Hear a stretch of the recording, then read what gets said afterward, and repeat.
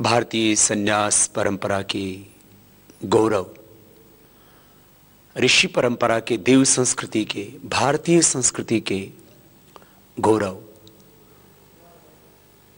स्वामी विवेकानंद की जयंती है और करोड़ों करोड़ों युवाओं की आशा और विश्वास के केंद्र उनके आदर्श महापुरुष स्वामी विवेकानंद की इस जयंती पर संपूर्ण राष्ट्रवासियों को और 60 करोड़ से अधिक युवाओं को मैं अपनी ओर से और पूरे पतंजलि योगपीठ परिवार की ओर से शुभकामनाएं देता हूं, बधाई देता हूं। आज के इस युवा दिवस पर करोड़ों करोड़ों युवाओं का मैं अभिनंदन करता हूं।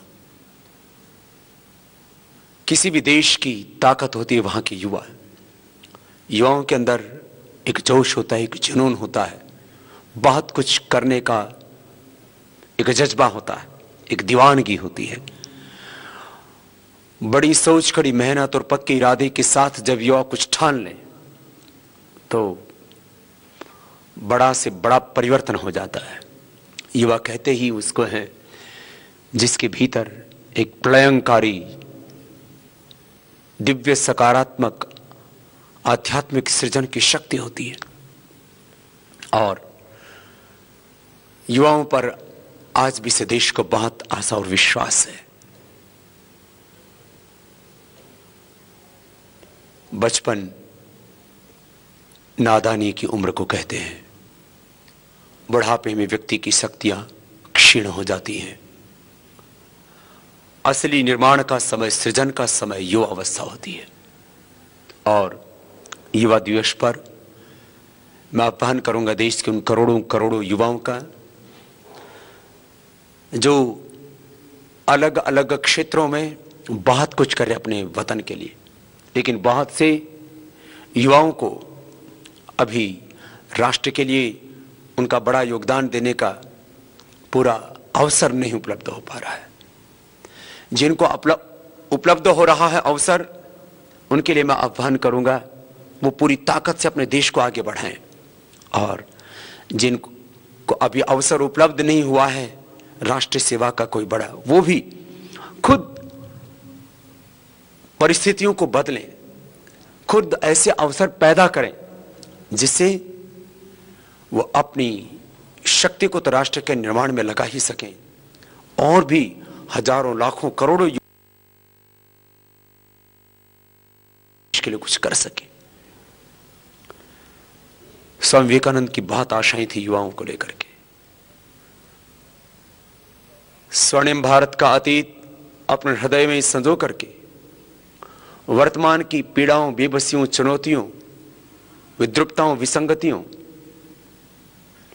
और देश की तमाम दुर्दशा को देख करके उनका हृदय द्रवित था और एक स्वर्णिम भारत का सपना, एक परम वैभवशाली भारत का सपना, एक आर्थिक और आध्यात्मिक दृष्टि से संपन्न भारत का सपना, संकल्प स्वामी विवेकानंद के हृदय में था और आज भी वह संकल्प उतना ही प्रासंगिक है।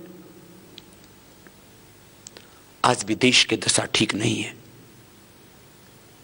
हम राजनीतिक रूप से तो आजाद हो गए, लेकिन आर्थिक रूप से, नैतिक रूप से, वैचारिक रूप से आज भी हम गुलाम हैं।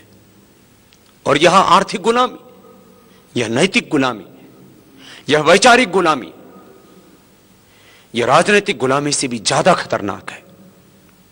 क्योंकि राजनीतिक गुलामी का जब हमें पता होता है कि कोई दूसरा हम प्रशासन कर रहा है तो पूरे देश को हम एक करके उस राजनीतिक गुलामी से देश को मुक्ति दिला सकते हैं। लेकिन आज हमारे मन में है कि बस हम तो आजाद हैं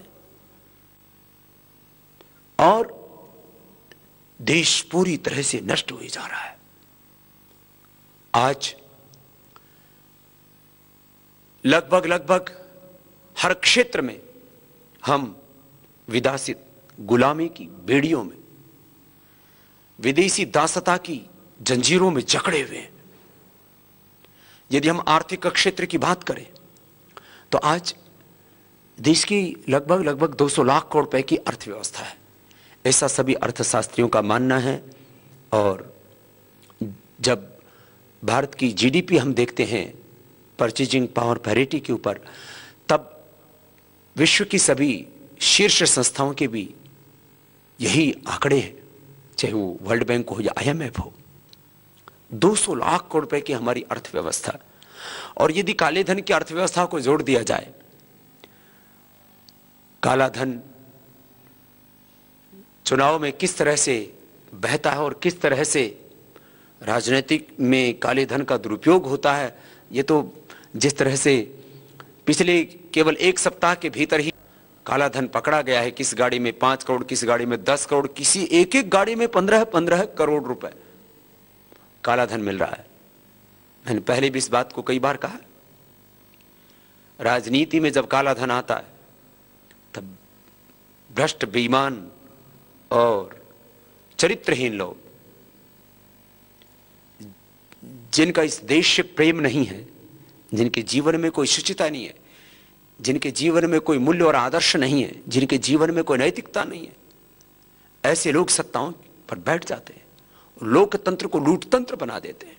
और लोकतंत्र जब लूटतंत्र बन जाता है तब एक तरफ corrupt political leaders, corrupt political उनके कार्यकर्ता, workers, corrupt political workers and leaders, फिर करप्ट पूरा का पूरा तंत्र, सरकारी तंत्र, और जो फिर भ्रष्ट अधिकारी के साथ साथ भ्रष्ट व्यापारी, व्यापार तंत्र भ्रष्ट हो जाता है, शासन तंत्र भ्रष्ट हो जाता है, और नेतृत्व तो भ्रष्ट है ही। अब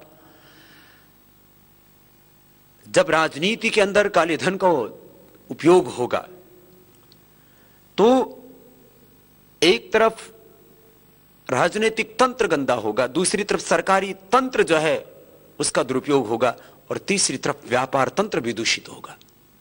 एक राजनीति से ये तीनों तंत्र देश के पूरी तरह से डमाडोल हो जाते हैं और फिर देश नरक बनने लगता है। और ये तीनों ही तंत्र बड़े शक्तिशाली लोगों के हाथों में। सरकारी तंत्र बहुत शक्तिशाली है, हमारे संविधान ने उनको बहुत ताकत दी हुई है। और ये जो आज देश में चल रहा है लोकतांत्रिक शासन, इस लोकतांत्रिक शासन पद्धति में, डेमोक्रेटिक पॉलिटिकल सिस्टम में, नेताओं के पास बहुत ताकत दी होती है संविधान ने। और व्यापार तंत्र, आज एक तरफ से 121 करोड़ लोग हैं और एक तरफ मात्र इस देश के 10-20 घराने, उन 10-20 घरानों के पास में देश की 70 से 80% संपत्ति है और बाकी पूरा हिंदुस्तान एक तरफ। आप अंदाजा लगा सकते हैं कितना ताकतवर है व्यापारी तंत्र। एक तरफ व्यापार तंत्र, दूसरी तरफ सरकारी तंत्र और तीसरी तरफ राजनीतिक तंत्र, ये तीनों दूषित हो जाते हैं जब राजनीति में काला धन आता है। और भारत में राजनीति में कालाबाजारी में जब काला धन होता है तब उससे महंगाई बढ़ती है। कालाबाजारी में, राजनीति में, रियल एस्टेट में जब काला धन होता है तो मजदूर से लेकर के आम आदमी तक के साथ में अन्याय होता है, उनका शोषण होता है और आर्थिक विषमताएं जन्म लेती हैं। तो आज इस देश के अंदर राजनीति में, कालाबाजारी में, रियल एस्टेट में इतना भयंकर काला धन बढ़ रहा है बेशुमार। और काले धन के दो और सबसे बड़े स्रोत हैं, एक है नशा, बीड़ी, सिगरेट, शराब, तंबाकू, गुटखा। यदि 1 करोड़ रुपए का वैध व्यापार है उसके अंदर, वैसे तो सारा नशा ये अनैतिक व्यापार है, यह हमारे धर्म, हमारी संस्कृति, हमारी मर्यादा, हमारे मूल्यों और आदर्शों के खिलाफ है ये सारा व्यापार। महात्मा गांधी का सपना था देश में अनीति को संरक्षित न किया जाए, अनीति को संरक्षण न दिया जाए, जब हम अनीति को संरक्षण देते हैं, माने नशों को, बीड़ी सिगरेट शराब से लेकर के तमाम तरह के नशों को, दुराचार को, व्यभिचार को, गोहत्या को, तमाम तरह की हिंसा को, चाहे वो जीवों की हिंसा ही क्यों ना हो, जब हम उनको संरक्षण देते हैं तब एक बहुत ही खतरनाक परिस्थिति का निर्माण राष्ट्र में होने लगता है और उसका प्रभाव बहुत गलत पड़ता है।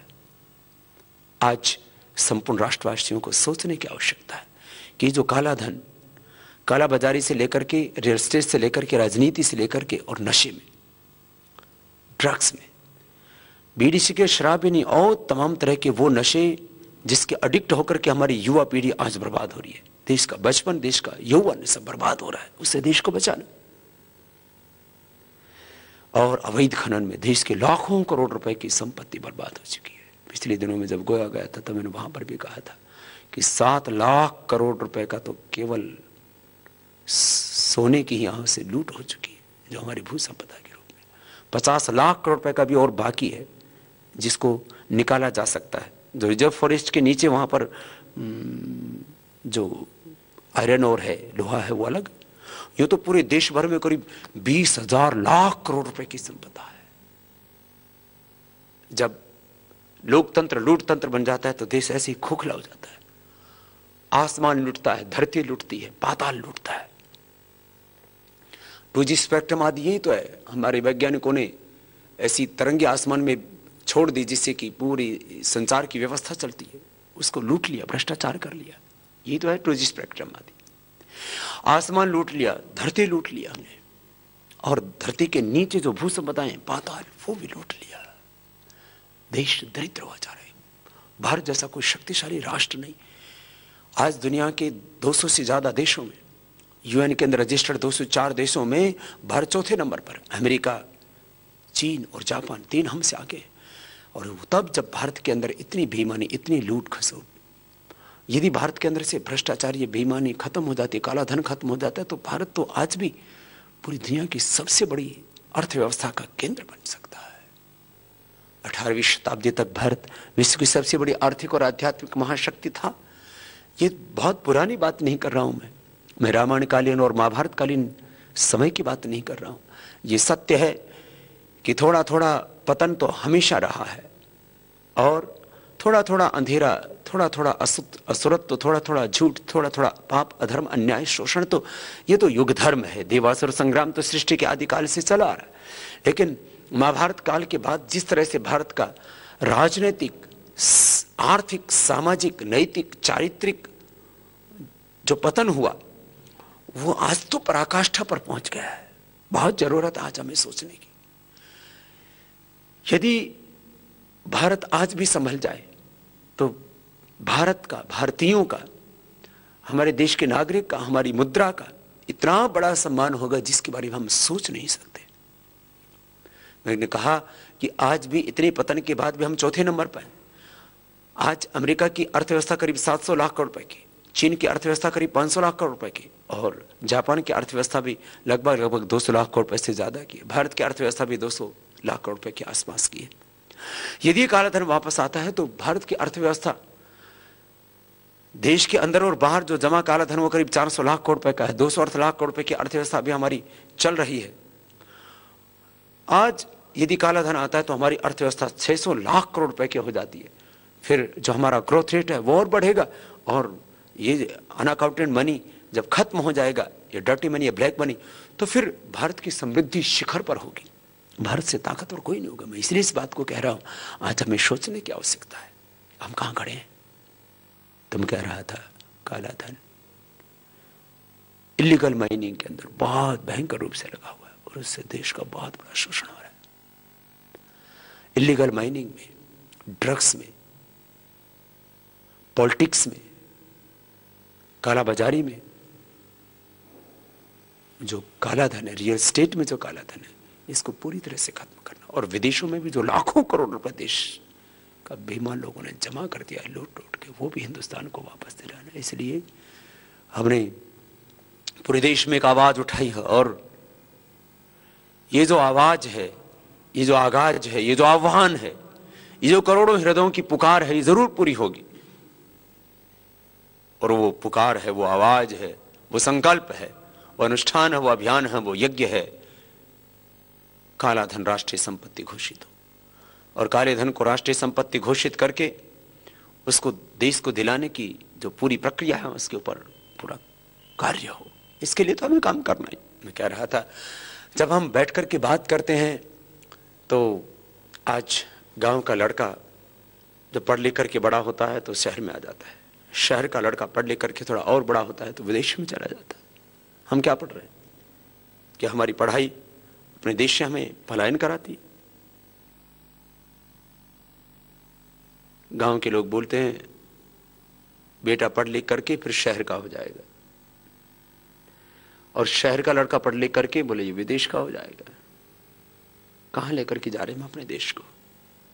बहुत सोचने की आवश्यकता है। पहले कोई गलत काम करता था तो उसका हुक्का पानी बंद कर देते थे, ये सबसे बड़ी सजा होती थी, ये उनका सामाजिक बहिष्कार हुआ करता था।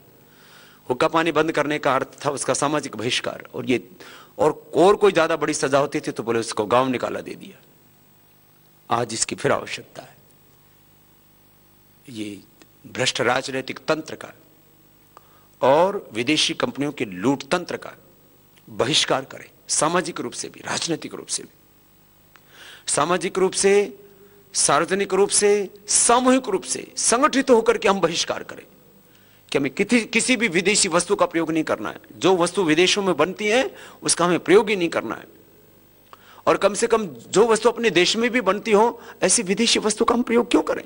जो वस्तु अपने देश में ना बनती हो ऐसी शायद मुश्किल से कोई 0.1% वस्तुएं होंगी। हमारे नित्य प्रयोग की सारी वस्तुएं आज अपने देश में बनने लग गई हैं। और कुछ दिनों के बाद में हम विमान आदि भी बना पाएंगे। तकनीकी तो हमारे पास में है। आज हमारी सेना आत्मनिर्भर हो चुकी। उसने अग्नि मिसाइल से लेकर के, सूर्य चंद्रयान से लेकर के, और परमाणु बम से लेकर के, सुपर कंप्यूटर से लेकर के सब कुछ आज हमने अपना बना लिया है। आज हमारे पास में तकनीकी की कमी नहीं है। बस एक दृढ़ इच्छा शक्ति हमारे जीवन में होनी चाहिए, और वो ये कि हमें स्वदेशी का ही प्रयोग करना है किसी भी कीमत पर। मैं अपने जीवन में 100% स्वदेशी का प्रयोग करता हूं, चाहे वो घड़ी हो, चाहे वो गाड़ी हो, चाहे वो पेन हो, चाहे वो मोबाइल हो, चाहे वो साबुन हो, चाहे वो शैम्पू हो, चाहे वो टूथपेस्ट हो, चाहे वो वस्त्र हो, चाहे वो मेरी तो पादुका होती हो तो विदेश में बनते ही नहीं है खड़ा हो। मैं 100% स्वदेशी का प्रयोग करता हूं। मैं आज देश के करोड़ों युवाओं से आह्वान करूंगा 100% स्वदेशी का उपयोग करें। हम विदेशी का प्रयोग क्यों करें?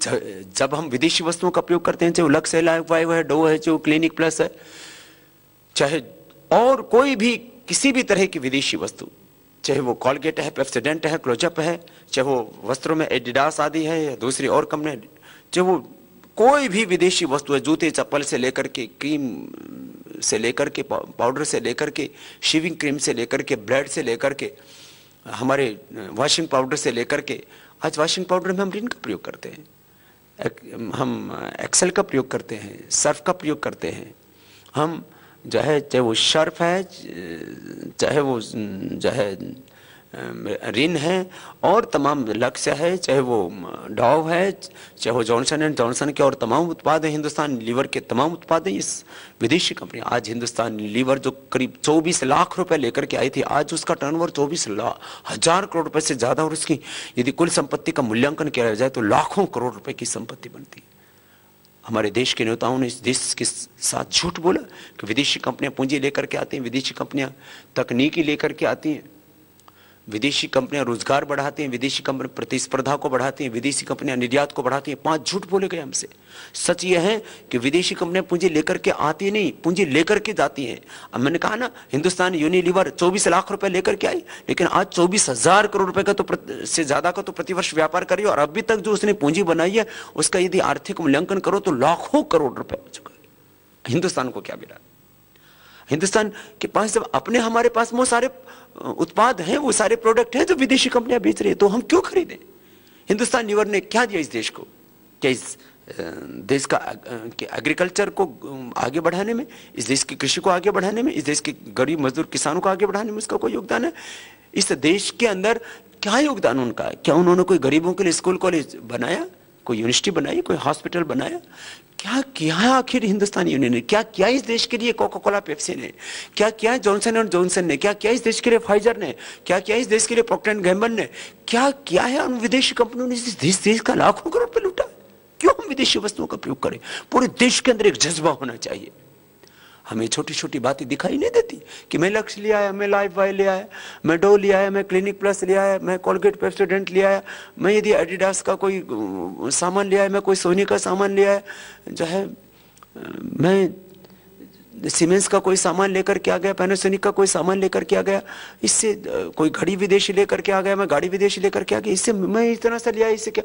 हम कोई भी विदेशी वस्तु प्रयोग करते हैं तो उसका सारा पैसा कुछ 5-10% कमीशन हिंदुस्तानियों को मिलता होगा, बाकी 90% सारा धन जाता है विदेशी कंपनियों के पास और विदेशों में। हमारा देश आर्थिक दृष्टि से कमजोर पड़ जाता है। हमें अपने देश को कमजोर नहीं पड़ने देना, ये बहुत बड़ा पक्ष है। मैं कह रहा था हम राजनीतिक रूप से आज कहने को आजाद है, वैसे तो आज भी हमारी राजनीति नियंत्रित होती है विदेशी लोगों के द्वारा, विदेशी कंपनियों के द्वारा,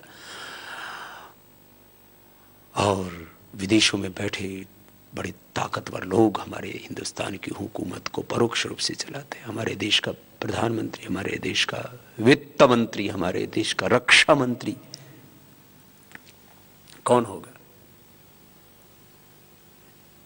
इसको तय करते हैं विदेशों में बैठे लोग। विदेश मंत्री वो होगा जो पश्चिम की गुलामी करेगा, रक्षा मंत्री वो होगा जो रक्षा सौदों में यूरोप के मुल्कों की, खास करके ब्रिटेन की, इटली की और तमाम और दूसरे देशों की गुलामी करेगा, यूएसए की गुलामी करेगा। हमारा रक्षा मंत्री वो होगा जो रक्षा सौदों में विदेशी कंपनियों को लाभ पहुंचाएगा। हमारा वित्त मंत्री वो होगा जो विदेशी कंपनियों को अपने देश में लाइसेंस सब प्रकार के दिलाएगा, उनके लिए सब सुविधा मुहैया कराएगा, उनके लिए लूट की सब तैयारी करवाएगा। आज रिटेल में जब बात आई विदेशी कंपनियों को बुलाने की, फॉरेन डायरेक्ट इन्वेस्टमेंट, इसी को एफडीआई बोलते हैं, विदेशी कंपनियों को बुला रहे हैं कि आओ हमको लूटो।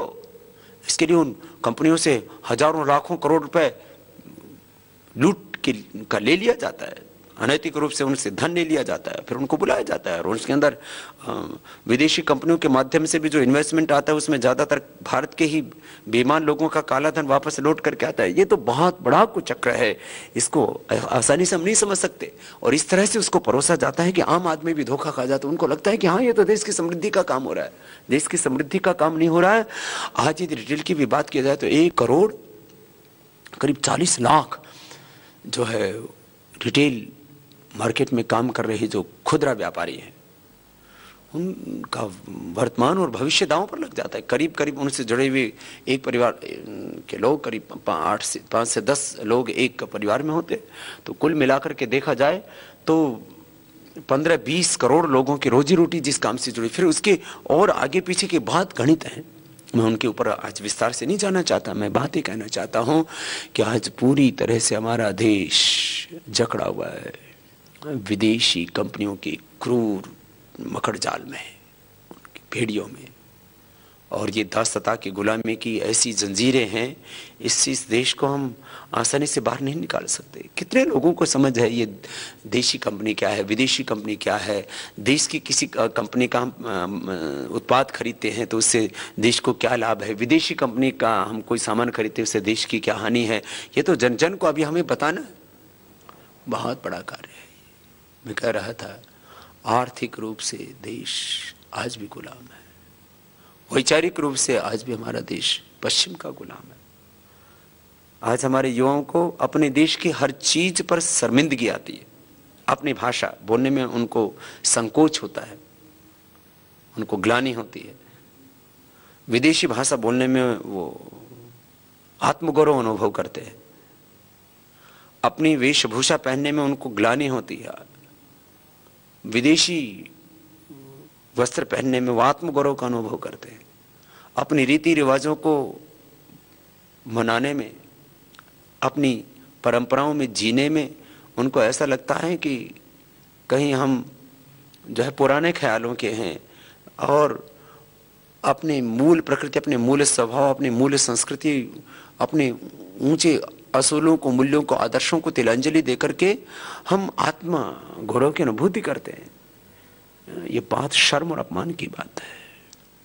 हमें अपनी भाषा पर, हमें अपनी वेशभूषा पर, अपने भेषज पर, अपने भोजन पर, अपने इस सांस्कृतिक पुण्य प्रवाह पर, अपनी ऋषि परंपराओं पर हमें गौरव होना चाहिए, लेकिन वैसा नहीं हो पा रहा है। बहुत कुछ हमें करना है, बहुत बड़ी चुनौती हमारे सामने। आज हम अपने भाषा में हस्ताक्षर तक अपने नहीं करते, हम हस्ताक्षर भी विदेशी भाषा में करते हैं।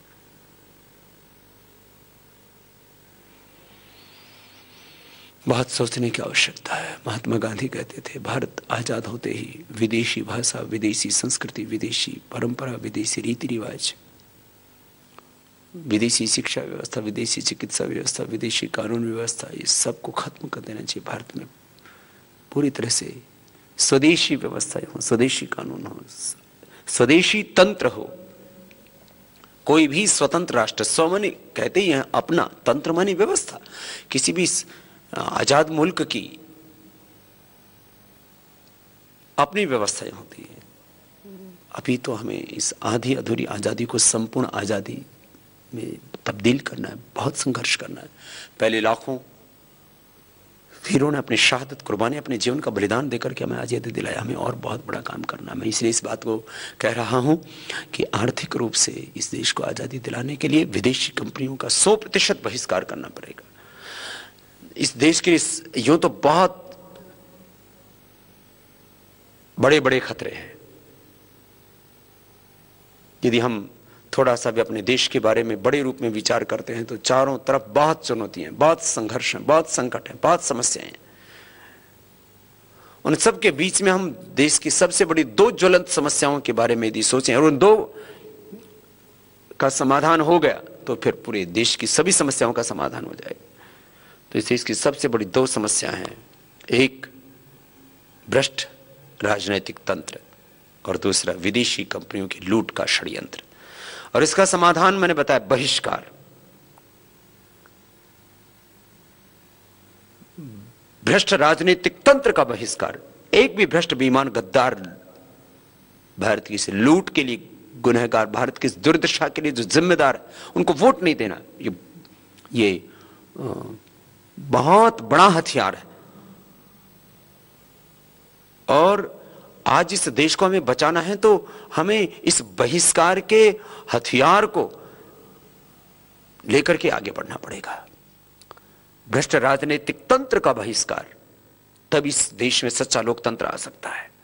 भ्रष्ट राजनीतिक तंत्र का बहिष्कार और वोट की ताकत से ऐसे लोगों को विधानसभाओं और लोकसभाओं में हमें चुन करके भेजना चाहिए जिनका जीवन निष्कलंक हो, जिनके जीवन में ऊंचे मूल्य हो, आदर्श हो, जिनकी जिंदगी का मकसद इस देश को महान क्योंकि पूरे देश की ताकत राजनीति के पास है।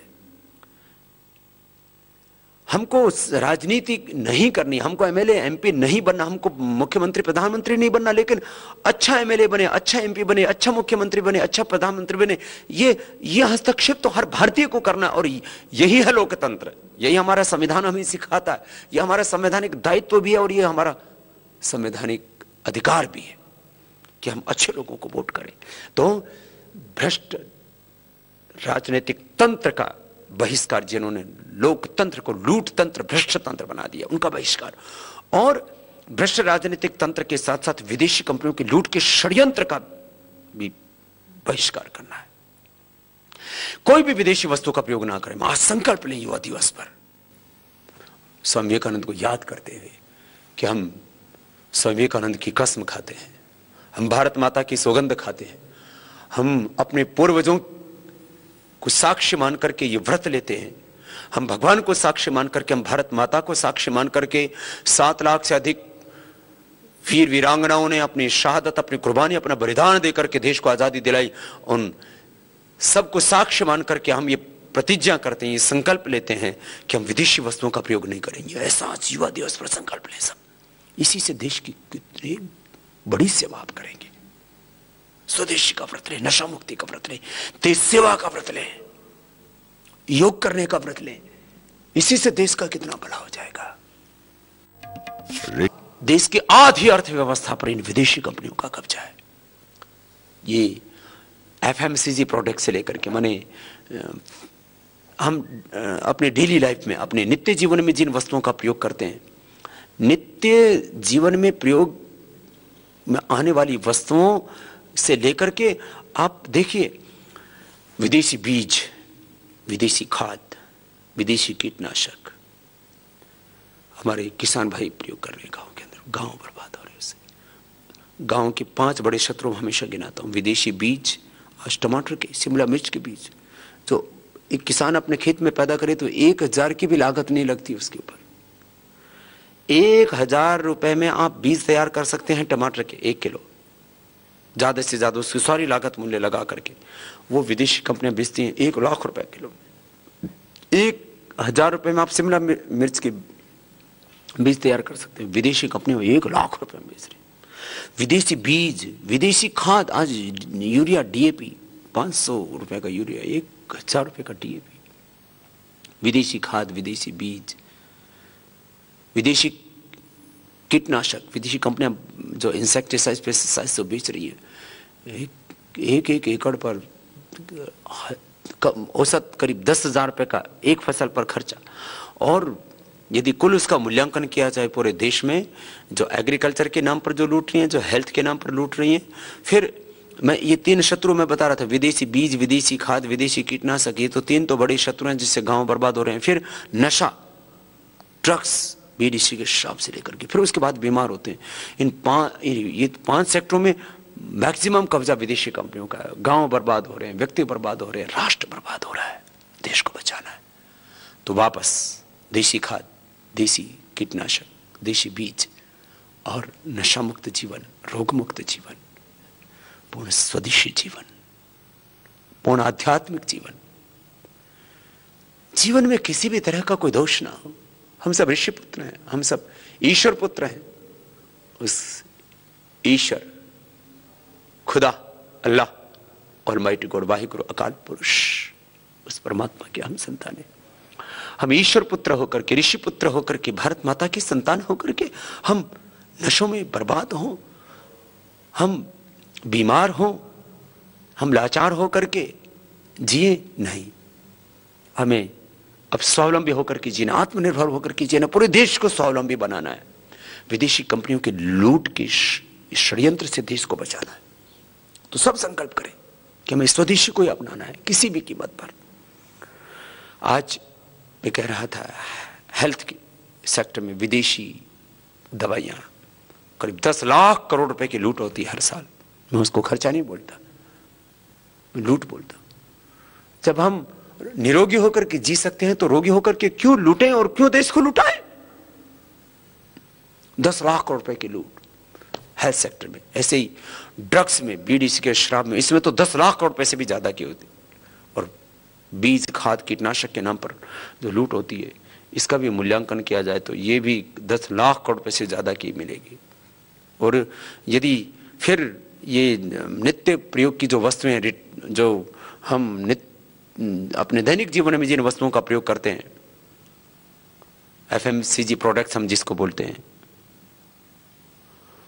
तो उसमें चले जाएं और फिर जो है हमारी स्टेशनरी से लेकर के पेन मोबाइल से लेकर के तमाम चीज़ों में, तो आज पूरे देश की मैं कह रहा था करीब आधी अर्थव्यवस्था पर 100 लाख करोड़ रुपए से ज्यादा की अर्थव्यवस्था पर विदेशी कंपनियों का कब्जा है। अब इससे इस देश को मुक्ति दिलानी है, देश के इस आर्थिक पतन को रोकना है, देश के नैतिक पतन को रोकना है। कितने ऊंचे आदर्श थे हम सबके, कितने ऊंचे नैतिक मूल्य थे हमारे जीवन में, कितना ऊंचा आदर्श था हमारा, कितना ऊंचा सदाचार था हमारे जीवन में। आज वो अहिंसा, सत्य, अस्तेय, ब्रह्मचर्य, अपरिग्रह, शौच, संतोष, तपस्या, स्वदेश प्रधान की जो हमारी ऊंची उदात्त परंपराएं, हमारे सारे नैतिक मूल्य ध्वस्त हो गए, ढह गई हमारी सारी परंपराएं, टूट गया सारा हमारा सामाजिक ताना बाना। आज हमें इस देश को दो दृष्टि से तो तुरंत बचाना है, एक आर्थिक दृष्टि से, एक आध्यात्मिक दृष्टि से इस देश को ऊपर उठाना है। यही धर्म है, यही अध्यात्म है। यह तो अभ्युदय श्रेयस सिद्धि सा धर्म है। दरिद्रता का नाम भी धर्म नहीं है। जहां अर्थ नहीं होगा वहां अनर्थ होगा, अधर्म होगा। इसलिए सुखस्य मूलम धर्म, धर्मस्य मूलम अर्थ। आचार्य चाणक्य ने कहा सुख का मूल है धर्म, धर्म का मूल है अर्थ, और वह नियंत्रित होता है राज्य से, और राज्य नियंत्रित होता है जितेंद्रियता से। अब हमें वापस अपने सांस्कृतिक सत्यों को इस राष्ट्र में पुनः प्रतिष्ठापित करना है। उसके लिए पूरे देशवासियों को पूरी गंभीरता के साथ सोचना है, प्रामाणिकता के साथ उसके लिए काम करना है। और ये देश की पीड़ा आखिर लेकर के मैं अकेला ही क्यों जीऊं? स्वामी विवेकानंद जी बार बार कहते थे कि जो देश प्रेम की अग्नि मेरे भीतर प्रज्वलित हो रही है, मुझे पूरा विश्वास है एक दिन हर भारतीय के भीतर वह देश प्रेम की अग्नि जरूर प्रज्वलित होगी। और देशवासी राष्ट्र धर्म को सबसे बड़ा धर्म, अपने राष्ट्र के प्रति प्रेम को सर्वोपरि मान करके, राष्ट्र धर्म सर्वोपरि है, राष्ट्र हित सर्वोपरि है, राष्ट्र प्रेम सर्वोपरि है, सम्मान करके देश के लिए जिएंगे। और यह भारत फिर से विश्व का नेतृत्व करेगा, और भारत के उदय में एक नए विश्व का उदय होगा। भारत के अभ्युदय में एक नए विश्व का अभ्युदय। हमारा विकास किसी का विनाश करने के लिए नहीं है, अभी तो विश्व कल्याण के लिए ये भारत का विकास। तो भारत को हमें आर्थिक दृष्टि से, आध्यात्मिक दृष्टि से परम वैभवशाली बनाना है। ये संकल्प आज युवा दिवस पर लेना है। मैं कह रहा था हमारे सामने यूं तो बहुत चुनौतियां, लेकिन सबसे बड़ी चुनौती है भ्रष्ट राजनीतिक तंत्र और विदेशी कंपनियों के लूट का षड्यंत्र। इसका सामूहिक रूप से, सामाजिक रूप से पूर्ण बहिष्कार करें कि हमें भ्रष्ट नेता नहीं चाहिए, हमें विदेशी कंपनियां नहीं चाहिए, तभी हिंदुस्तान को बचा सकते हैं। और हर हाथ को काम चाहिए। जवानों के हाथों में काम नहीं होती है तो फिर उनके हाथों में बंदूक आ जाती है। कोई नक्सलवादी बन जाता है, कोई माओवादी बन जाता है, कोई आतंकवादी बन जाता है। हथियार उठाने से राष्ट्र का विकास नहीं होगा, इन हाथों में काम होना चाहिए। जब हाथों में काम नहीं होता है तो हाथों में बंदूक आ जाती है, हाथ में शराब की बोतलें आ जाती है, उससे जीवन नष्ट हो रहा है। हमें भारत को बचाना है। और यदि हमने आर्थिक दृष्टि से, आध्यात्मिक दृष्टि से अपने देश को नहीं बचाया तो आने वाला समय भारत का बहुत खतरनाक होगा। पाकिस्तान की हालात बहुत नाजुक है। अटल बिहारी वाजपेयी जी ने यूएन के अंदर एक बात को कहा था, पूरे देश ने उस बात को सराहा था। पहली बात तो यूएन के अंदर भारत के पहले राजनयिक थे जिन्होंने हिंदी में भाषण दिया, और फिर उन्होंने कहा था हम बहुत कुछ बदल सकते हैं और अपनी जिंदगी में हम कई क्षेत्रों में सब कुछ भी बदल सकते हैं, लेकिन हमारा पड़ोसी नहीं बदल सकते। हमारे पड़ोसी, चाहे वो पाकिस्तान है, चाहे वो चीन है, चाहे और दूसरे मुल्क भी, छोटी बड़ी साजिश रोज रचते हैं। कल यदि जंग छिड़ती है, एक तरफ भारत को लूट लिया कुछ बेईमान लोगों ने, देश को आर्थिक दृष्टि से नहीं सैन्य दृष्टि से भी कमजोर बनाया हुआ है। यदि भारत का काला धन आता है तो भारत आर्थिक दृष्टि से तो शक्तिशाली बनता है, सैन्य शक्ति की दृष्टि से भी हम चीन और अमेरिका से भी ज्यादा ताकतवर हो जाएंगे। तो कैसे फिर पाकिस्तान आंख उठा पाएगा? आज शेर को चूहा या बिल्ली डरा रही है। पाकिस्तान के हालात बहुत नाजुक है। और चीन आर्थिक दृष्टि से बढ़े, हमें कोई आपत्ति नहीं है, लेकिन चीन जैसे जैसे आर्थिक दृष्टि से बढ़ता है तो उसकी वो अपनी सैन्य शक्ति भी बढ़ाता है, और वह बढ़ता है तब भी कोई बात नहीं, वो बढ़ने के साथ साथ अपने पड़ोसी मुल्कों को डराता है, भारत को डराता है। और इतिहास इस बात का साक्षी, एक वक्त था महात्मा बुद्ध के समय तक भारत और चीन के संबंध बहुत आध्यात्मिक संबंध थे, बहुत ऊंचे संबंध थे। लेकिन आज इस युग में जैसे जैसे परिस्थितियां बदली हैं, उसमें यदि हमने अपने आप को नहीं संभाला तो बहुत हानि होगी देश की। देश के करोड़ों लोग आज चीन की बनी हुई वस्तुओं का उपयोग कर रहे हैं। चीन का बना हुआ फर्नीचर, चीन के बने हुए भगवानों के चित्र हमारे घरों में, चीन की बनी हुई लाइटें, हमारे सारे जो है धर्म पर, हमारे अध्यात्म पर, हमारे व्यापार पर, सबके ऊपर चीन कब्जा करता जा रहा है। और हमारे देश के युवाओं की ज्यादातर हाथों को काम नहीं है। यदि अपने देश के मैंने कहा 60 करोड़ तो युवक ही हैं, और इसमें यदि हम मजदूरों को जोड़ दें, किसानों को जोड़ दें, कारीगरों को जोड़ दें, तो फिर तो संख्या बहुत बड़ी हो जाती है। आंशिक रूप से, पूर्ण रूप से अपने देश में 50% से ज्यादा लोग बेरोजगार हैं। तो करीब 60 करोड़ से ज्यादा हाथों को जिनको काम नहीं, उनको हम काम दें तो हम 16 करोड़ रुपए से ज्यादा का निर्यात करके भी देश को और ज्यादा ताकतवर बना सकते हैं। आज हमें बात को सोचने की आवश्यकता है, और मैंने कहा इन 2 क्षेत्रों में तो तुरंत सोचने की नितांत आवश्यकता है। हम संकल्प लें सब आज इस युवा दिवस पर।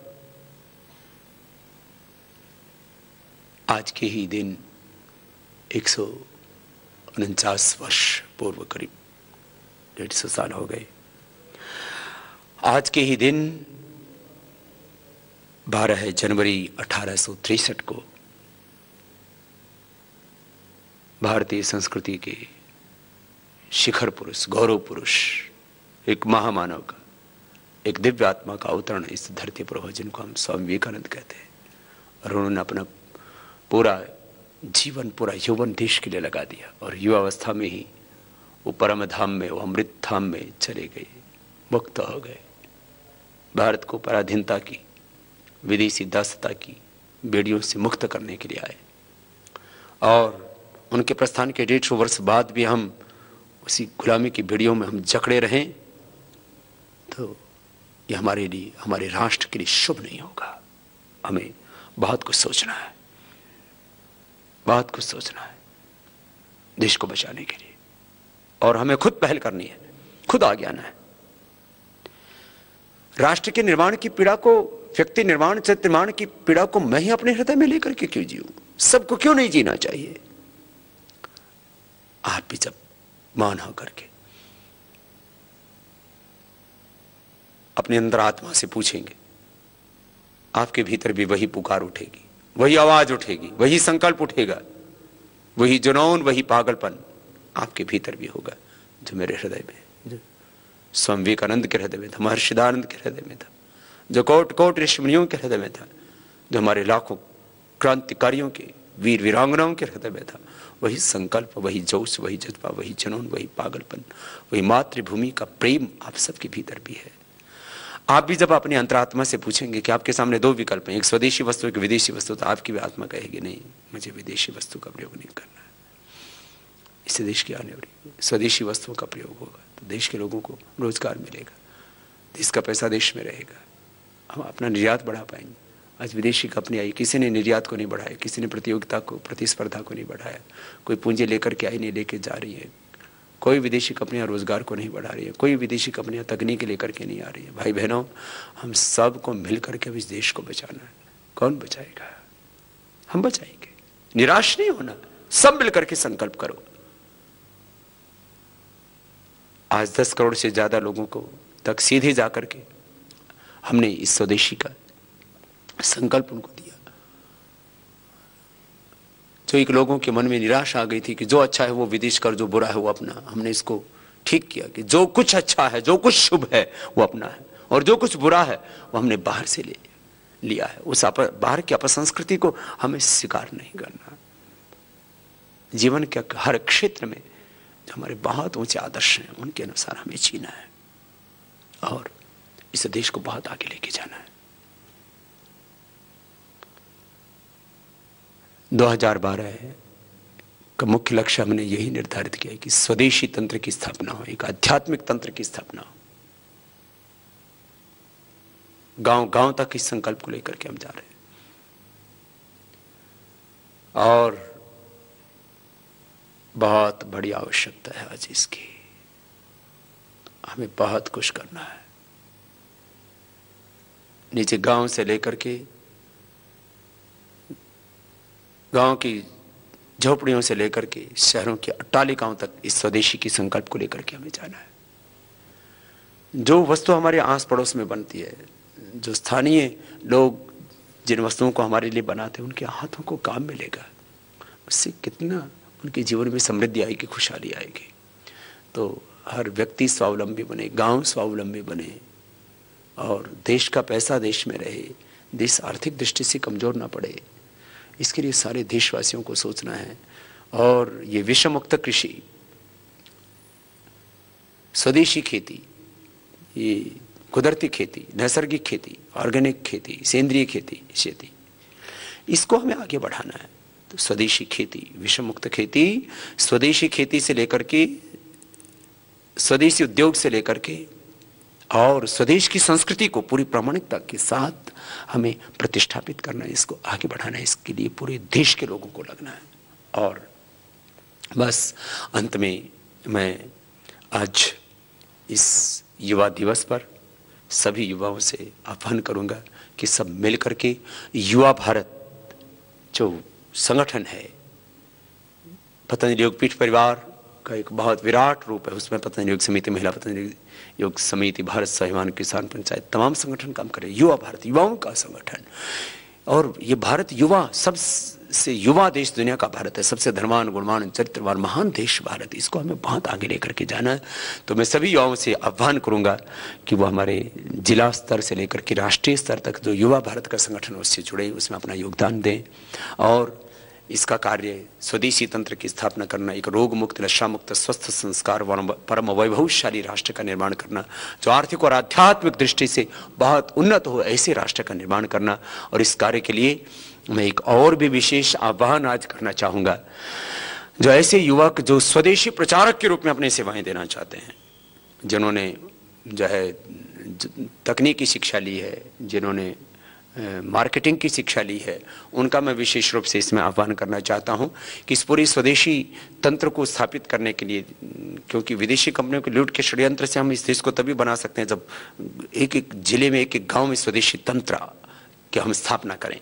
और इस स्वदेशी तंत्र को स्थापित करने के लिए हमें बड़ा काम यही करना है कि एक एक गांव में कम से कम, पहले दौर में हम 3 से 5 हजार की आबादी वाले गांव को पकड़ रहे हैं।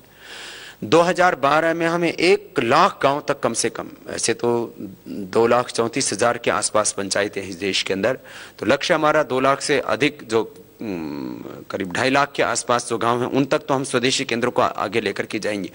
ये पतंजलि स्वदेशी विक्रय केंद्र, जहां पर स्वदेशी वस्तुएं लोगों को मिलें। लोगों को पता ही नहीं होता कि क्या स्वदेशी क्या विदेशी है, तो बस वो तो बाजार से जाते हैं, खरीद के लिए आते हैं, उनको इस का बोध ही नहीं है कि ये स्वदेशी क्या है, ये विदेशी क्या है, और इससे किस तरह से देश लूट रहा है, बर्बाद हो रहा है, तबाह हो रहा है, देश किस तरह से खोखला हुए जा रहा है, इसके बारे में उनको पता ही नहीं होता। तो गांव गांव में उनको बताएंगे कि विदेशी कंपनियां कैसे देश को लूट रही हैं और कैसे लूटा। पहले एक कंपनी ने, जिसका नाम था, जिसने इस देश को, ईस्ट इंडिया कंपनी, जिसने इस देश को कई सौ साल तक गुलाम रखा और पूरी तरह से तबाह कर दिया। एक ईस्ट इंडिया कंपनी ने देश को लूटता, तो 5,000 से ज्यादा विदेशी कंपनियां देश को लूट रही। तो बताएंगे लोगों को कि कैसे देश को लूटा जा रहा है, पहले लूटा, आज लूट रहे हैं। और आज ये दिन हम नहीं संभले तो कल का हिंदुस्तान क्या होगा और पूरी दुनिया में हमारी क्या स्थिति होगी। अलग अलग पहलू से उस बात को हम समझाएंगे। और 3 से 5 हजार की आबादी जहां जहां है, उन तक हम एक स्वदेशी विक्रय केंद्र स्थापित करेंगे। तो मैं व्यापारियों से आह्वान करूंगा, आप भी इस विदेशी कंपनियों की लूट के षड्यंत्र का शिकार मत बनिए। आप अपने देश को लूटने में योगदान मत दीजिए, लुटवाने में योगदान मत दीजिए, आप इस देश को बचाने में अपना योगदान दीजिए। तो जितने भी गांव के अंदर 3 से 5 हजार की आबादी जिस गांव के अंदर है अभी, वहां हम प्रथम स्तर पर, प्रथम चरण में हम इसको, फर्स्ट स्टेप में हम वहां इसको चरणबद्ध तरीके से लेकर के जा रहे हैं। तो 3 से 5 हजार की जहां आबादी है, वहां हम स्वदेशी विक्रय केंद्र बनाएंगे। और इस पतंजलि स्वदेशी विक्रय केंद्र में सारी उसकी जरूरत की लगभग 99 से 100% सभी उसको वस्तुएं उपलब्ध कराएंगे। माने साबुन, शैम्पू, टूथपेस्ट से लेकर के और जो है जो भी उसके नित्य प्रयोग की सब वस्तुएं, फूड सप्लीमेंट से लेकर के, कॉस्मेटिक्स से लेकर के, और उसके नित्य प्रयोग की जो है सारी की सारी वस्तुएं, स्टेशनरी के सामान से लेकर के तमाम तरह की वस्तुएं, इसके लिए हमने पूरा होमवर्क किया है और इसके ऊपर निरंतर हम काम कर रहे हैं।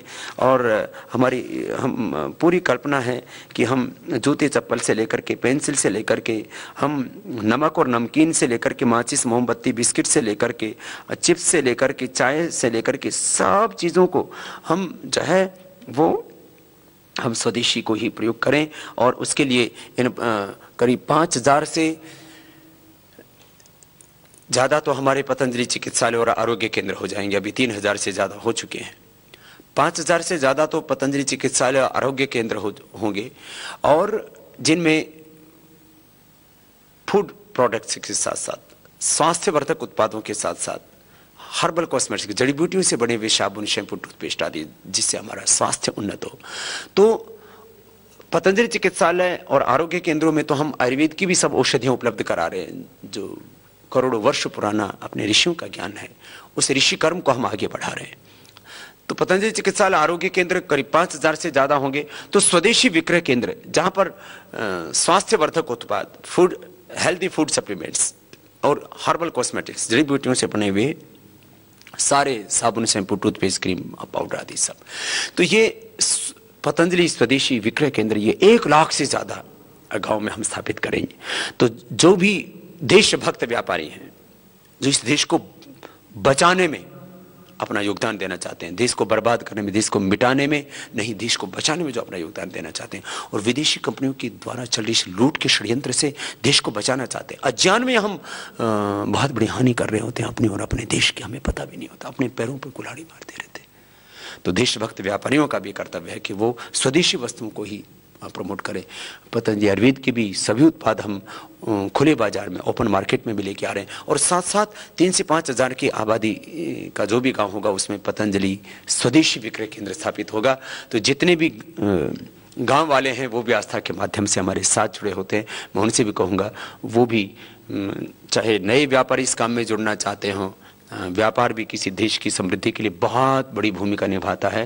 जीडीपी में मुख्य भूमिका व्यापार की होती है, जिसके हम कहते हैं कि हमारा देश आर्थिक दृष्टि से संपन्न हो गया है, देश आगे बढ़ रहा है। तो इसके पीछे बहुत बड़ा काम होता है व्यापार का। तो व्यापार जो है ये विदेशी कंपनियों के हाथों में नहीं होना चाहिए। अब विदेशी कंपनियों के हाथों में हमें नहीं खेलना है, विदेशी कंपनियों के गुलाम बन करके हमें नहीं जीना है, और उनकी गुलामी की भेड़ियों में इस देश को और ज़्यादा नहीं जकड़ने देना है। तो इसके लिए मैं उनका भी आह्वान करता हूं जो स्वदेशी विक्रय केंद्र अपने अपने गाँव में स्थापित करना चाहते हैं, जो पतंजलि चिकित्सालय और आरोग्य केंद्र जहाँ पर अभी नहीं है वहाँ पर और खोलना चाहते हैं, मैं उनका भी आह्वान करता हूँ।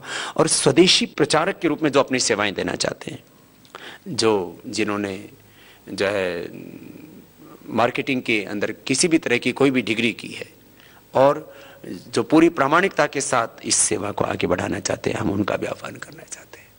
चाहे वो आज तक युवा भारत के या अपने भारत स्वाभिमान के या अपने संगठन के कहीं कार्यकर्ता है या नहीं है, लेकिन जिनके भीतर एक संकल्प है कि पूरा जीवन हमें इसके लिए जीना है, उनके पूरे जीवन की व्यवस्था हम करेंगे। हम उनको जो है पारिश्रमिक देंगे, जो उनको मानदेय कहा जाता है वो भी हम देंगे। और उसके लिए जैसे जैसे ये स्वदेशी का कार्य आगे बढ़ेगा, 1 लाख तो से ज़्यादा तो स्वदेशी विक्रय केंद्र 2012 में, फिर आगे ये तो हर एक गांव के अंदर स्वदेशी विक्रय केंद्र होगा। एक ऐसी स्वदेशी की चैन खड़ी कर देनी। विदेशी कंपनियों के पास होता है क्या, एक बार नाम लेकर के आते हैं और हम हिंदुस्तान के लोगों को जो है एक विदेशी नामों का आकर्षण हो जाता है और वो अपनी चैन बना लेते हैं, और फिर माइंड हमारा, मनी हमारा, इंफ्रास्ट्रक्चर हमारा, कंज्यूमर हमारा, प्रोडक्ट्स भी हम ही बनाते हैं, और विदेशी कंपनियां मलाई सारी लूट करके लेके चली जाती हैं देश की। अभी इससे देश को किसी भी कीमत पर बचाना होगा। तो जो स्वदेशी प्रचारक के रूप में अपनी सेवा देना चाहते हैं, स्वदेशी प्रचारक मैं शब्द इस अर्थ में प्रयोग कर रहा हूं कि जो एक जिले में एक व्यक्ति, उसके लिए उसका सारा खर्चा भी हम देंगे कि वो गांव-गांव में जाएं, लोगों को स्वदेशी का पूरा सिद्धांत, उसका दर्शन समझाएं, फिर वहां स्वदेशी विक्रय केंद्र की स्थापना करें और इस काम को आगे बढ़ाएं। उनको हम पूरा प्रोत्साहन देंगे, उनको आर्थिक दृष्टि से हम पूरी मदद करेंगे, उनके लिए अच्छे एक मानदेय भी देंगे, उनका आने जाने की सारी व्यवस्था भी हम करेंगे, उसके लिए उनको सहयोग देंगे। और जो वहां पर विक्रय होगा उसके लिए भी उसमें पूरी की पूरी आर्थिक समृद्धि में भी उनका भी विकास होगा। व्यक्ति का विकास, राष्ट्र का विकास सामूहिक रूप से होना चाहिए। और पतंजलि की जितने भी प्रोडक्ट्स होंगे उसमें खास बात यह है, पतंजलि आयुर्वेद का, चाहे वो आंवला है, चाहे वो एलोवेरा है, चाहे वो च्यवनप्राश है, चाहे टूथपेस्ट है, चाहे साबुन है, जो भी प्रोडक्ट बिकता है उससे होने वाले लाभ का 1% भी दुरुपयोग नहीं होता है, उसका सदुपयोग होता है राष्ट्र की सेवा में। वैसे भी तो कोई व्यापार करता है तो व्यापार के पीछे कई मकसद होते हैं, उससे आर्थिक समृद्धि तो देश की बढ़ती है, लेकिन जो लोग व्यापार करते हैं उससे अपना सुख, अपनी सुविधा के लिए उसको खर्च करते हैं, कहीं ना कहीं उनके अपने व्यक्तिगत स्वार्थ भी जुड़े होते हैं। लेकिन पतंजलि आयुर्वेद में व्यक्ति का कोई स्वार्थ नहीं है, तो 100% परमार्थ का काम है, राष्ट्र सेवा का काम है। क्योंकि पतंजलि आयुर्वेद के किसी भी उत्पाद से यदि 1 रुपए से लेकर के करोड़ रुपए तक कोई भी उसमें लाभ मिलता है, उससे प्रॉफिट होता, जनरेट होता है, तो उसका उपयोग स्वामी रामदेव आचार्य भक्त ने अपने सुख सुविधा और स्वार्थ के लिए नहीं, अपनी तो राष्ट्र के उत्थान के लिए, राष्ट्र के निर्माण के लिए उसका प्रयोग करते हैं। ये सबसे बड़ी बात है।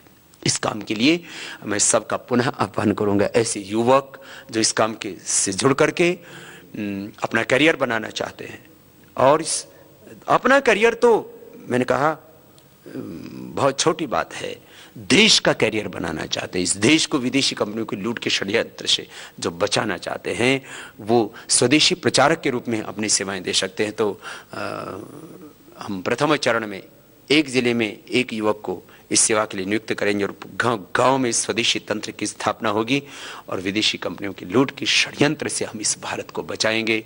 इस देश की एक और जहां आर्थिक समृद्धि होगी, वहीं लोगों के जीवन में योग आएगा, अध्यात्म आएगा, वो रोग मुक्त बनेंगे, नशा मुक्त जीवन जिएंगे, उनके जीवन में ऊंचे मूल्य, आदर्श, नैतिकता होगी। हमारी जो भारतीय संस्कृति सभ्यता है, जो ऋषि परंपरा है हमारी, वह सबके जीवन में प्रतिष्ठापित होगी। मातृदेवो भव, पितृदेवो भव, आचार्य देवो भव, राष्ट्र देवो भव, ये हमारी जो पावनी परंपरा है चतुर्वर्णाश्रम धर्म की और पंचमहायज्ञों की, 16 संस्कारों की जो पावनी संस्कृति है, ये गांव गांव में प्रतिष्ठापित होगी। व्यक्ति निर्माण से राष्ट्र निर्माण होगा, व्यक्ति का भी निर्माण होगा, राष्ट्र का भी निर्माण होगा। व्यक्ति के उत्थान से लेकर के राष्ट्र का उत्थान होगा, और व्यक्ति के भीतर परिवर्तन से लेकर के व्यवस्था परिवर्तन तक का यह अनुष्ठान आगे बढ़ेगा। काला धन लाना, भ्रष्टाचार को मिटाना, ये तभी होगा जब देश में सदाचार बढ़ेगा। तो इस सारे काम एक साथ आगे बढ़ेंगे, और इस पूरी प्रक्रिया में इस व्यवस्था परिवर्तन के लिए बहुत जरूरी है एक स्वदेशी तंत्र की स्थापना। तो हमारे ये स्वदेशी प्रचारक, स्वदेशी तंत्र की स्थापना गांव गांव तक करने के लिए, और इस देश को आर्थिक और आध्यात्मिक दृष्टि से उन्नत बनाने के लिए जो अपने पूरे जीवन की आहुति देना चाहते हैं, तो एक ही प्रश्न आता है कि हमारे जीवन का क्या होगा, हमारे करियर का क्या होगा, हमारे परिवार का क्या होगा। बहुत से लोग सेवा करना चाहते हैं, लेकिन बोले बाबा जी हम माँ बाप की भी सेवा करना चाहते हैं, मातृभूमि की सेवा तो हम करना चाहते हैं, लेकिन घर में मैं एक ही बेटा हूँ अपने माँ बाप को, या घर में और कोई दूसरा जिम्मेदार नहीं है जो घर को चला सके, तो उनके घर परिवार की सारी जिम्मेदारी लेंगे हम। बस आप इस देश के लिए अपना सब कुछ अर्पित करने का जज्बा लेकर के, संकल्प लेकर के, एक मन के अंदर एक दीवानगी, एक जुनून, एक पागलपन कि बस मुझे तो अब तो देश के लिए ही जीना है, अपने देश को दुनिया का सबसे ताकतवर मुल्क बनाना है, और इस राजनीतिक लूट तंत्र से और विदेशी कंपनियों की लूट के षड्यंत्र से भारत को बचाने के लिए मैं अंतिम श्वास तक जीऊंगा, और अंतिम श्वास तक हम उसका साथ देने के लिए तैयार हैं। तो आज युवा दिवस पर युवा भारत संगठन के साथ जुड़ करके और इस देश को आगे बढ़ाने के लिए मैं सभी युवाओं का आह्वान करता हूं, और स्वामी विवेकानंद ने जिस भारत का सपना अपने आंखों में संजोया था, उस संकल्प को साकार करने के लिए मैं सभी युवक युवतियों का आह्वान करता हूं। आज दुनिया का सबसे युवा देश भारत, और उसके बाद भी हम आगे ना बढ़ें तो फिर तो ये ठीक नहीं होगा।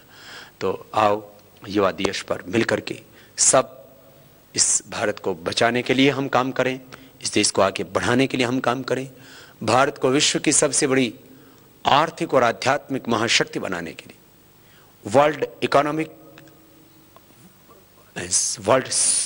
Super power, world economic super power, world spiritual super power, world economic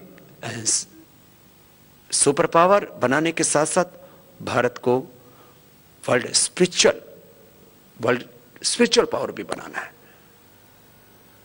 हमें भारत को आध्यात्मिक दृष्टि से और आर्थिक दृष्टि से महाशक्तिशाली बनाना है। और इसके लिए युवा भारत के साथ जुड़ करके सब कार्यकर्ता काम करें, इसके लिए मैं आह्वान करता हूं। और स्वदेशी प्रचारक के रूप में भी अपनी सेवाएं जो देना चाहते हैं, मैं खास करके उन ग्रामीण युवकों का जिनके पास थोड़ी भी योग्यता है, उन तहसील के युवकों का जिनके पास योग्यता है, उन जिले के युवकों का जो इस काम के साथ जुड़ करके अपनी सेवाएं देना चाहते हैं, वो पतंजलि योगपीठ कि जो भी आपको टीवी पर नंबर फ्लैश किए जाते हैं उनके ऊपर संपर्क कर सकते हैं। 0133424008 तो एक ऐसा नंबर, ये SMS कर सकते हैं कि वो स्वदेशी प्रचारक के रूप में अपनी सेवा देना चाहते हैं, तो उस रूप में अपनी सेवाएं दें। सब मिलकर के आज युवा दिवस पर पुनः संकल्प करें स्वदेशी को अपनाने का, कि जो वस्तु विदेश में बनती है और वही वस्तु स्वदेश में भी बनती है, तो मैं विदेश में बनी वस्तु का प्रयोग क्यों करूं? जो वस्तु स्वदेश में नहीं बनती, मैं उसी विदेशी वस्तु का प्रयोग यदि बहुत आवश्यक होने पर करना पड़ा तो करूंगा, नहीं तो 100% अपने जीवन में स्वदेशी को अपनाऊंगा। और स्वदेशी में भी जो वस्तुएं मेरे आस पड़ोस में बनती हैं, मेरे गांव में बनती हैं, मैं उन वस्तुओं का प्रयोग करूंगा। सबसे पहली प्राथमिकता गांव में बनी वस्तु को, उसके बाद प्राथमिकता अपने जिले में बनी वस्तु को, उसके बाद प्राथमिकता अपने प्रांत में बनी वस्तु को, और उसके बाद में प्राथमिकता अपने देश में बनी वस्तुओं को। पतंजलि आयुर्वेद का ये भी हमारा संकल्प आगे, एक एक गांव के अंदर स्वदेशी वस्तुओं के उत्पादन के लिए पतंजलि ग्रामोद्योग की स्थापना, और उस काम को भी ये स्वदेशी विषमुक्त खेती, स्वदेशी उद्योग और स्वदेशी संस्कृति का पूरा कार्य 2012 में एक एक गांव में आगे बढ़ेगा, एक एक जिले में आगे बढ़ेगा, और इसका पूरा मॉडल बनकर के पतंजलि योगपीठ में तैयार हो चुका है। सारी चीज़ों को हम आगे लेकर के जाएंगे और एक बहुत शक्तिशाली भारत बनाएंगे। तो आज मैंने 3 बातों के लिए मुख्य रूप से आपसे आह्वान किया।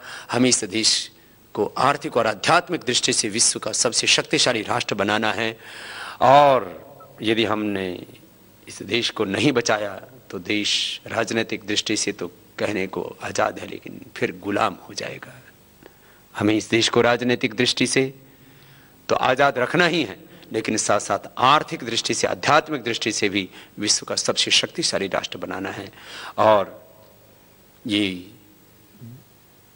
राजनीतिक लूट तंत्र से और विदेशी कंपनियों को लूट के षड्यंत्र से देश को बचाने के लिए इन दोनों का ही बहिष्कार करना है और स्वदेशी का व्रत लेना है। और ये व्रत लेना है कि हमें अपने जीवन में 100% स्वदेशी को अपनाना है और युवा भारत के साथ जुड़ करके इस देश को आगे बढ़ाना है। और स्वदेशी प्रचारक के रूप में जो अपनी सेवाएं देना चाहते हैं, मैंने उनका भी आह्वान किया है, वो भी अपना भी करियर बनाएं और इस देश को भी आगे बढ़ाने के लिए वो आगे आएं। पुनः युवा दिवस पर संपूर्ण युवक युवतियों को, संपूर्ण राष्ट्रवासियों को मेरी बहुत बहुत शुभकामनाएं। भारत के उस महामानव को, उस महान सन्यासी को, उस योद्धा सन्यासी को, उस योगी सन्यासी को, उस युग नायक को, उस राष्ट्र नायक को, उस युग प्रणेता को, और इस धरती पर जो स्वयं भगवान के प्रतिरूप बन करके, प्रतिनिधि बन करके आए, भगवान के वरदान बन करके आए, उस महान सन्यासी स्वामी विवेकानंद को प्रणाम करता हुआ पुनः युवा दिवस की सभी युवाओं को और संपूर्ण राष्ट्रवासियों को मेरी बहुत बहुत शुभकामनाएं।